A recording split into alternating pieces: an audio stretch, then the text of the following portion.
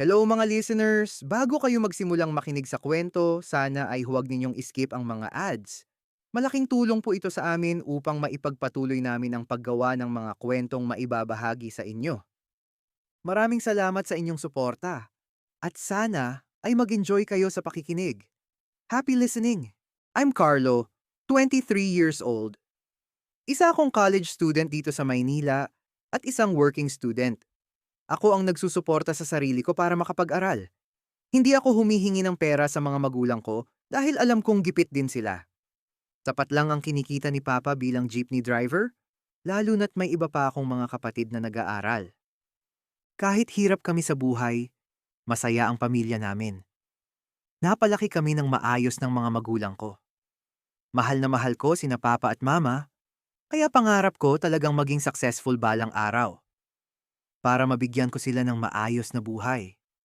Gusto kong maranasan nila ang ginhawa, lalo na't tumatanda na sila. Noong nakaraang linggo, 300 piso lang ang naiuwing kita ni Papa mula sa pamamasada ng jeep. Halos wala nang natira dahil sa taas ng presyo ng gasolina at bilihin.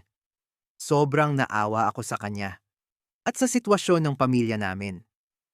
Nagkaroon ng anunsyo na magbibigay ang gobyerno ng 5,000 pisong ayuda para sa mga driver. Isa si Papa sa mga makakatanggap, kaya malaking tulong sana iyon para sa amin. Pero imbes na ginhawa, sakit at matinding paghihirap ang idinulot nito sa pamilya namin. Namatay si Papa habang nakapila, naghihintay ng ayuda.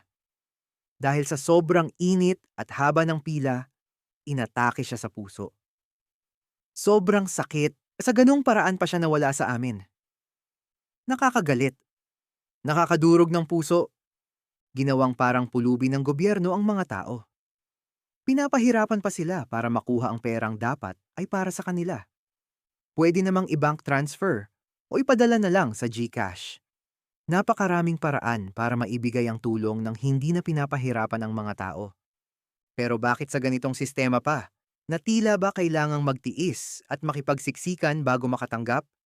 Ganito ba talaga kababa ang tingin ng gobyerno sa mga mahihirap? Nakakaawa ang Pilipinas. Pinamumunuan tayo ng mga magnanakaw. Mga sakim na inuuna ang pansariling interes kaysa sa kapakanan ng mamamayan. Hanggang kailan tayo magtitiis sa ganitong sistema? Sa usapin ng flood control na sinasabing umabot sa trilyong piso ang pondo, hanggang ngayon ay wala pa ring malinaw na napapanagot. Wala pa ring hustisya para sa mga taong nawala ng buhay dahil sa baha. Mga buhay na sanay nailigtas kung nagamit ng tama ang pondo para sa proteksyon ng mamamayan. May mga dapat managot. Hindi pwedeng manatiling tahimik ang lahat habang may mga buhay na nasasayang at pamilyang naiiwan sa sakit at kawalan ng hustisya. Sobrang sakit ng pagkawala ni Papa. Mahal na mahal ko siya. Hanggang ngayon, hindi ko matanggap na wala na siya. Mas masakit pa dahil hindi ko man lang siya nabigyan ng maayos na buhay bago siya mawala. Ang dami ko pang gustong gawin para sa kanya. Ang dami ko pang gustong ibigay. Pero nawala siya nang hindi ko man lang nagawa ang lahat ng iyon. Si Mama, ilang linggo ng balisa. Hanggang ngayon, hindi pa rin niya matanggap ang pagkawala ni Papa. Mas lalo kaming nahihirapan sa gastusin, lalo na't hindi pa pwedeng magtrabaho ang mga kapatid ko dahil bata pa sila. Si Mama naman ay hindi rin kayang magtrabaho dahil PWD siya at ayaw ko na rin siyang pagtrabahuhin. Matanda na siya at gusto ko na lang siyang alagaan. Wala akong choice kundi akuin ang responsibilidad sa pamilya. Ako na ang tatayong haligi ng tahanan para sa kanila. Kailangan kong magpakatatag. Dudoblehin ko ang pagsisikap ko para kumita ng pera. Naisip ko na ring huminto sa pag-aaral, pero ayaw ko. Ito na lang ang nakikita kong paraan para makaahon kami sa hirap. Legal management ang course ko dahil pangarap kong maging abogado. Gusto kong makatulong sa mga mahihirap. Gusto kong makapasok sa gobyerno. At kung mabibigyan ng pagkakataon, gusto kong baguhin ang sistema. Alam kong mataas ang pangarap ko. Mahaba pa ang lalakbayin ko. At marami pa akong pagdadaanan. Pero alam kong kailangan kong magsimula sa ngayon. At isa sa mga unang hakbang ko ay tapusin ang kursong legal management. Naipasa ko na yung resume at portfolio mo sa boss ko, sabi ni Alexa. Salamat, sagot ko. Best friend ko si Alexa. Pareho kami ng course. At sa kanya ako humingi ng tulong para makahanap pa ng dagdag na trabaho. Freelancer siya at may international client. May opening daw sa kanila na pasok sa skills ko. Kaya sinubukan niya akong ipasok. Kailangan ko talaga ng extra work ngayon. Lalo na't wala na si Papa. Kailangan kong kumita pa ng mas malaki para masuportahan ang pamilya ko. Hintayin mo na lang yung email para sa interview pero sigurado ako, ikaw na yung makukuha, sabi niya. The best ka talaga, sabi ko sabay yakap sa kanya. Bakit yakap lang? Gusto ko rin ng kiss, sabi niya sabay turo sa labi niya. Baliw ka, alam mo naman na hindi tayo talo, sagot ko sabay tawa. Sayang ka talaga best friend, kung hindi ka lang talaga bading, biro niya at natawa rin siya. Oo, bakla ako. Pumapatol ako sa kapwa ko lalaki. Pero wala ni isa ang nakakaalam, tinago ko yon sa lahat. Kung titingnan mo ako sa kilos at pananalita, hindi mo iisipin ganito ako. May mga barkada rin akong lalaki. At basketball pa nga ang sport ko. Pero sa likod ng lahat ng iyon, may bahagi ng sarili ko na ako lang ang may alam. Si Alexa lang ang nakakaalam ng totoo kong pagkatao.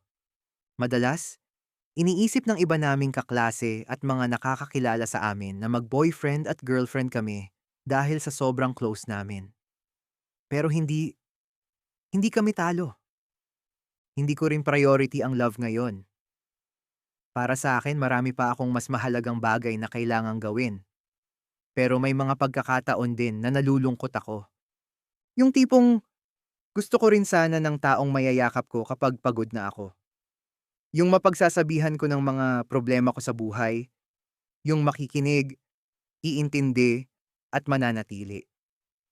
Akala ko puro trabaho at responsibilidad na lang ang iikot sa buhay ko at nawala ng space para sa pagmamahal. Hanggang sa makilala ko si Henry, isang araw, nakatanggap ako ng email notification mula sa company ng best friend kong si Alexa, Zoom meeting invite para sa interview kasama ang hiring manager. Mamayang gabi na agad yon, kaya nag-prepare na ako. Sinabi ko rin kay Alexa na nag-email na sa akin ang company nila. Sabi niya, formality na lang daw yon, at may go signal na raw mula sa boss niya na kukunin na ako. Pero kahit ganon, naghanda pa rin ako. Habang naghihintay akong papasukin sa Zoom meeting, tahimik lang akong nakatingin sa screen. Hanggang sa bigla akong natulala nang magpakita ang host. Ang gwapo niya. Hi, good evening. Thank you for joining the call on time. How are you? Sabi niya. I'm good. Thank you for asking. How about you? Sagot ko, pilit na pinapakalma ang sarili ko. I'm doing great. Thank you. By the way, I'm Henry, one of the recruitment managers here. I've already reviewed your resume and portfolio, and to be honest, this interview is just a formality. You're officially hired. May go signal na rin from my boss, so I won't be asking any questions. I'll just walk you through the compensation and give you an overview of the company. Sabi niya, I don't know what to say, but thank you. I'll do my best for the company. Sagot ko. I know you'll do great. By the way, pwede ba magtagalog na lang tayo? Kanina pa kasi ako puro English. Sabi niya, sabay tawa. Doon ko lalo napansin kung gaano kaganda ang ngiti niya at hindi ko maikakaila, parang lalo akong nababakla sa kanya. And mukha din siyang mabait.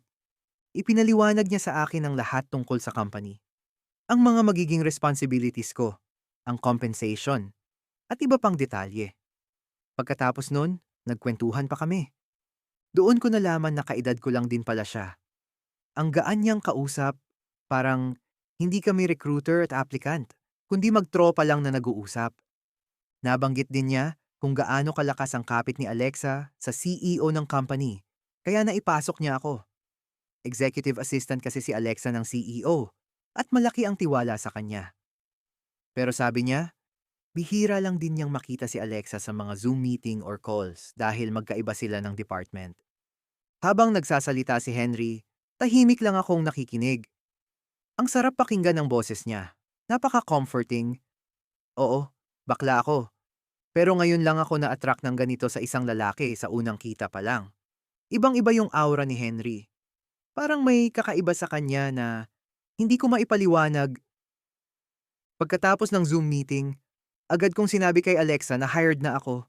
Hindi ko na binanggit yung tungkol kay Henry. Sigurado akong aasarin lang niya ako. Natapos ang buong 8 oras ko sa training.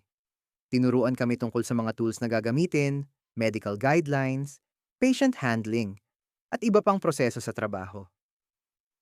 Grabe, nakakapagod pala talaga. Hindi naman ako nursing graduate o galing sa medical field, kaya kailangan ko pang aralin ng iba't ibang medical terminologies. Pagkatapos ng shift ko, sinamahan ko pa si Mama sa SSS para asikasuhin at kunin yung benefits ni Papa. Sobrang traffic, tapos sobrang haba pa ng pila. Doon mo talaga mararamdaman kung gaano kapangit ang sistema sa Pilipinas minsan. Nasa digital era na ang buong mundo, pero parang napag-iiwanan pa rin tayo dahil sa sobrang daming manual process. Pagka-uwi namin sa bahay, sobrang pagod na ako. Pakiramdam ko bibigay na yung katawan ko. Matutulog na sana ako nang biglang may nag-pop na notification sa phone ko. Slack message. At nang makita ko kung sino ang nag-chat, biglang lumakas ang kabog ng dibdib ko. Si Henry. Kamusta naman ang first day mo? I just want to check in on you. If may mga need ka or concerns, you can let me know. Sabi niya. Hindi ko napigilang mapangiti habang nagta-type ng reply. Thank you. So far okay naman. Medyo overwhelming pero kaya ko naman. Sagot ko. Good to know. Basta kung may kailangan ka. I'm just here. Reply niya. Hindi ko na alam ang isasagot ko kaya smile emoji na lang ang sinend ko. Pero maya-maya, nag-reply ulit siya. Tapos na pala shift mo today. Hindi ka pa natutulog? Tanong niya. Hindi pa eh. Gusto ko nang matulog pero hindi pa ako inaantok. Sagot ko. Ako, kapag nahihirapan matulog, nagjo-jogging ako. O kaya, nagbabasa ng libro. Sabi niya. Actually, sobrang pagod ko na nga eh. May mga ginawa pa ako after shift. Pero nahihirapan talaga akong makatulog. Sabi ko. Magpayakap ka sa jowa mo. Sabi nila, aantukin ka raw agad kapag niyayakap ka ng taong mahal mo. Biro niya. Yun lang. Wala akong jowa eh. Sagot ko sabay send ng laughing emojis. Oh, same. Reply niya. Napangiti ako sa sinabi niya. Parang sinabi niya na, uy, single din ako. Pareho tayo. Tayo na lang kaya? Ano ba yan? Kung ano-ano pumapasok sa isip ko. Hindi ko na malayan na pahaba ng pahaba yung usapan namin. Parang ang dali niyang kausap. Ang gaan sa pakiramdam. At hindi ko rin namalayan na halos 1 oras na pala kaming magka-chat. Para bang kahit simpleng usapan lang, ayoko munang matapos. Hanggang sa nagpaalam na siya na aalis na kasi may pasok siya sa school. Pareho kami pala na working student. Sobrang curious ko kay Henry kaya hinanap ko agad yung pangalan niya sa social media. Hindi naman naging mahirap hanapin dahil agad ko rin siyang nakita. Napadpad ako sa profile niya at halos mapatulala ako habang ini-scroll yung mga pictures at videos niya. May mga post siya na nasa beach, naka-topless, at doon ko lalo na-realize kung gaano siya kagwapo. Grabe yung face card niya. Yung tipong kahit simpleng ngiti lang, mapapatingin ka talaga. Habang mas lalo ko siyang in-stalk, mas marami akong nalalaman tungkol sa kanya. Favorite sport din pala niya ang basketball at mahilig din siyang mag-hiking. Nasundan pa yung mga chats namin ni Henry. Madalas simpleng kamustahan lang. Kung kumain na ba ako, kung kamusta yung shift ko, o kung ano ginagawa ko. Minsan siya yung unang nagme-message. Mabait siya. Magaan kausap. Marunong makinig. One time, habang nasa school kami ng best friend kong si Alexa, hindi ko napigilang magtanong tungkol kay Henry. Sinasagot naman niya yung mga tanong ko. Pero halata ring wala siyang masyadong alam tungkol sa kanya dahil magkaiba sila ng department. Bihira ko lang din siya makita sa Zoom meetings eh. Pero may mga kakilala ako na na-meet na siya in person. At sabi nila sobrang gwapo raw talaga. Sagot ni Alexa. Talaga ba? Kunwari casual kong tanong kahit sa totoo lang, sobrang interesado na ako. Oo, as in face card daw malala. Mukha naman totoo kasi nakita ko na siya sa isang Zoom meeting before. Sagot niya. Napailing na lang ako habang pilit na tinatago yung ngiti ko. Hindi ko na sinabi kay Alexa na halos ilang gabi ko nang inistalk si Henry sa social media niya. Tapos biglang nagsalita ulit si Alexa. Wait lang, bakit bigla kang naging interesado kay Henry? Hindi ba ayaw mo ngang pinag-uusapan kapag lalaki ang topic? Bakit parang invested ka yata sa kanya? Sabi niya habang nakatingin sa akin na parang may hinihintay na sagot. Bigla akong kinabahan. Wala lang. Curious lang ako since siya yung nag-hire sa akin at nag-onboard. Sagot ko. Alam mo nagsisinungaling ka sa akin. Sagot niya. Hala, baliw. Sagot ko habang natatawa. Best friend kita, Carlo. Kilala kita. Iba yung ngiti mo. Anong meron? Tanong niya at pilit niya ako pinapaamin. At doon ko na nga nakwento sa kanya na nag-chat kami ni Henry nung nakaraang araw at sobrang haba ng naging usapan namin. O-M-G, type ka ni Henry! Gosh! Sigaw ni Alexa habang hinahampas-hampas ako sa braso dahil binabasa niya yung conversation namin. Hoy, grabe ka naman. Si Henry, type ako? Ano siya, pumapatol din sa lalaki. Parang hindi naman. Mukha lang talaga siyang friendly. Depensa ko. Nako Carlo, I can confirm na bading din siya. Tingnan mo naman kasi yung replies niya sa'yo. Parang may something. Hindi ganyan makipag-usap ang straight na lalaki kapag simpleng katrabaho lang. Sabi niya. Napatahimik ako. Sa totoo lang, napapaisip na rin ako. Pagkatapos ng usapan namin ni Alexa, pauwi na sana ako ng bahay nang biglang mag-notify yung phone ko. May Slack message galing kay Henry. Bigla na namang bumilis yung tibok ng dibdib ko habang binubuksan yung chat niya. Nasa Makati ako ngayon. By the way, gusto mo bang makipag-meet? Sabi niya sa chat. Parang natigilan ako sa binasa ko. Paulit-ulit kong tiningnan yung message niya para siguraduhing tama yung pagkakaintindi ko. Hindi ko alam kung bakit bigla akong kinabahan. Pakiramdam ko umiinit yung mukha ko habang hawak yung phone. Hindi ko agad alam kung paano sasagot. Pero dahil wala naman din ako gagawin pag umuwi ako, nag-decide na ako makipag-meet sa kanya. Sinabi niya yung location tapos pumunta na ako. First time ko siyang makikita ng personal. At habang palapit ako sa lugar, mas lalo kong nararamdaman yung lakas ng tibok ng puso ko. Medyo na-late ako sa meetup namin dahil sobrang traffic kahit angkas na yung sinakyan ko. Pagdating ko sa location, nakita ko agad siya na nakatayo sa tapat ng coffee shop. Kahit medyo malayo pa ako, stand out na siya sa dami ng tao. Ang tangkad niya, tapos ang linis niyang tingnan. Para bang natural lang sa kanya yung maging agaw atensyon. Habang papalapit ako, mas lalo kong nakikita kung gaano siya kagwapo sa personal. Mas gwapo pa pala siya kaysa sa pictures niya. At nung nakita niya ako, agad siyang ngumiti at kumaway. Hindi ko maipaliwanag yung naramdaman ko nung mga oras na yon. Para bang saglit na huminto yung mundo ko dahil lang sa simpleng ngiti niya. Nice to finally meet you, Carlo. Sabi niya sabay abot ng kamay. Me too. Sagot ko habang pilit na kumakalma kahit ramdam ko yung lakas ng tibok ng puso ko. Sorry pinapunta pa kita dito after mo mag-school. Sabi niya. Hindi okay lang. Wala rin naman akong gagawin pag-uwi. Sagot ko. Totoo ba? O gusto mo lang talaga akong makita? Biro niya. Bigla akong natigilan. Napatawa siya habang nakatingin sa reaksyon ko. Gusto kita makita. Sagot ko. Hindi ko alam bakit yun ang lumabas sa bibig ko tapos bigla akong napatahimik. Same. Sagot niya.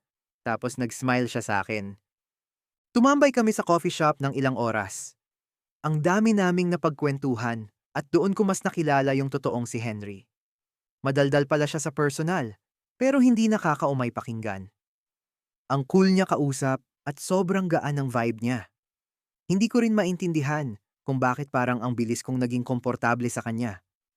Kung ano-ano yung napag-usapan namin, trabaho, pamilya, pangarap, pati mga struggles namin sa buhay. Nasabi din niya sa akin na nagkakagusto siya sa kapwa niya lalaki, pero wala pa siyang experience kahit isa. At inamin ko din na pareho kami. Parang wala nang sikreto talaga sa pagitan namin na dalawa. Mas lalo pang humaba yung usapan namin pagkatapos nun.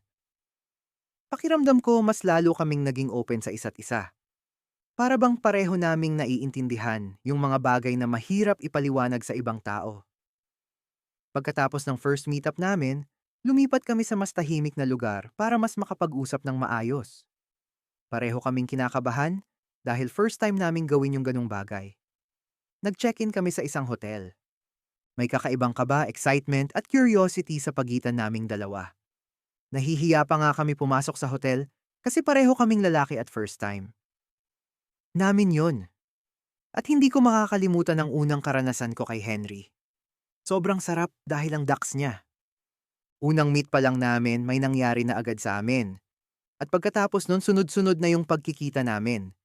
Mas lalo kaming naging close sa isa't isa. Palagi na kaming magkausap sa chat, magka-video call. At minsan inaabot pa kami ng madaling araw kakakwentuhan. Parang araw-araw mas lalo ko siyang nakikilala. At habang tumatagal, mas lalo ring lumalalim yung nararamdaman ko para sa kanya.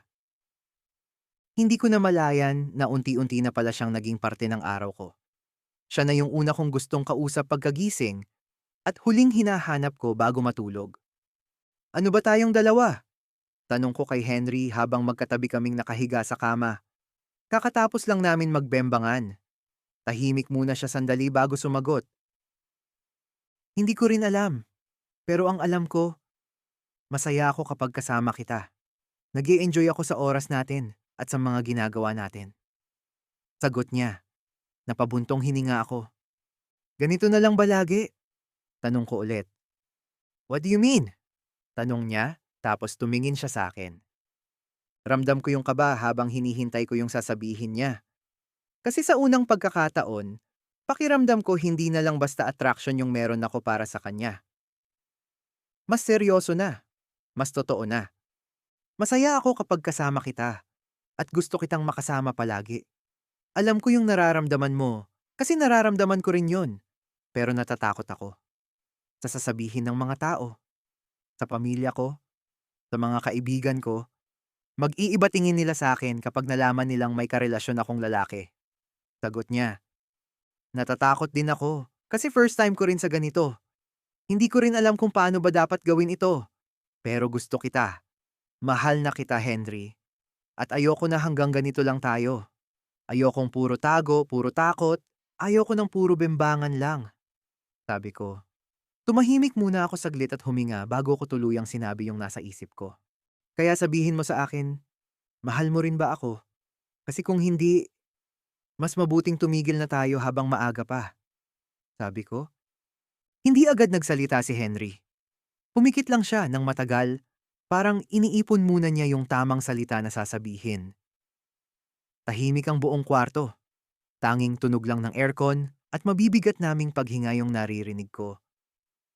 Habang tumatagal yung katahimikan, mas lalo akong kinakabahan. Pakiramdam ko bawat segundo, unti-unting lumulubog yung dibdib ko sa takot. Takot na baka mali pala yung lahat ng nararamdaman ko. Takot na baka hanggang doon lang talaga kami. Mahal din kita. And I don't know how we're gonna work things out. Pero ayoko ring tumigil tayo. Gusto kong makasama ka araw-araw. Gusto kong ikaw yung unang kausap ko pagkagising at huling makakausap ko bago matulog. Parang hindi ko na ma-imagine yung buhay ko kapag wala ka. Sagot niya. Napangiti ako kahit naiiyak na ako sa naririnig ko. Sa unang pagkakataon, matapos ang lahat ng pagod, takot at responsibilidad na pasan ko, pakiramdam ko may taong gustong manatili sa tabi ko. Hindi dahil kailangan niya ako, kundi dahil mahal niya ako. Dahan-dahang lumapit si Henry at marahan niya akong hinalikan. I love you so much, bulong niya. Napapikit na lang ako habang yakap niya ako ng mahigpit. At simula ng gabing yon, naging official na kaming dalawa. Naging boyfriend ko na siya at naging boyfriend niya na rin ako. first boyfriend ko siya. At sa puso ko, umaasa ako na sana siya na rin yung maging huli. Mas lalo akong na-motivate mag-aral at magtrabaho dahil may inspirasyon na ako. May taong nandyan sa tabi ko kapag napapagod ako, kapag gusto ko ng sumuko, at kapag kailangan ko ng pahinga. Sa bawat stressful na araw, sa bawat problemang kinakaharap ko sa buhay, may isang taong handang makinig at umintindi sa akin. At doon ko na-realize, ang sarap palang ma-in love. Hindi lang dahil may kayakap ka o may taong nagsasabing mahal ka niya, kundi dahil sa pakiramdam na hindi ka na nag-iisa sa laban mo sa buhay. Mas gumagaan pala yung bigat ng mundo kapag may taong kasabay ka na lumalaban sa hirap. Sana sa mga taong hanggang ngayon ay hindi pa rin natatagpuan yung taong para sa kanila. Gusto kong malaman ninyo na hindi kayo nag-iisa.